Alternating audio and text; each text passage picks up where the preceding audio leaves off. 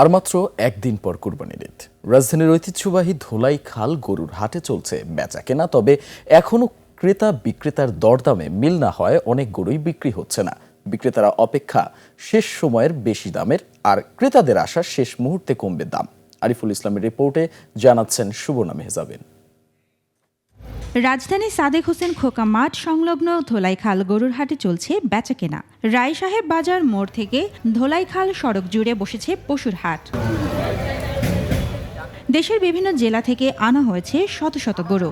ব্যাপারীদের অভিযোগ, খরচ বেড়েছে কিন্তু সেই অনুযায়ী মিলছে না দাম। পশুখাদ্য, পরিবহন আর লালন পালনের বাড়তি খরচের কারণে কম দামে গরু বিক্রি করা সম্ভব নয় দাবি তাদের।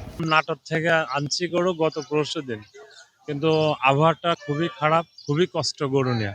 আশা করি বিক্রি করতে পারেন, বিক্রি করিয়া যাইতে হইবে আর কি, নেওয়ার মতো এই নাই, খরচে পোষাইবে না। মানিকগঞ্জ চাইছি, এটাও বিক্রি নাই, আনছি 8টায় নেই। খাদ্যমূল্য সব কিছু বেশি দাম, অনেক টাকা খরচ হয়, এই কারণে আমার পরন বেশি পড়ে যায়।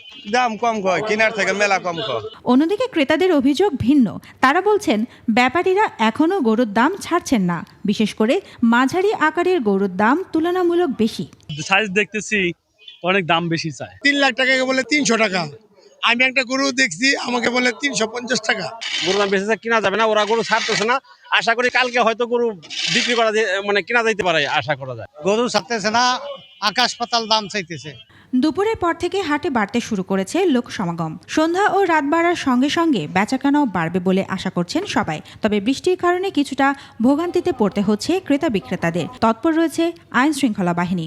আইন শৃঙ্খলা আলহামদুলিল্লাহ, কিন্তু বাজার ব্যবস্থা, বাজারের দাম আপ ডাউন করছে। ইনশাল্লাহ তুলনামূলকভাবে অন্যান্য বাজারের তুলনায় আমাদের এখানে দাম কম আছে। শেষ মুহূর্তে দাম কোথায় গিয়ে দাঁড়ায় সেদিকেই নজর এখন ক্রেতা বিক্রেতাদের। 1 লক্ষ টাকা ভাইয়া। সুবর্ণা মেহজাবিন, 21 টেলিভিশন।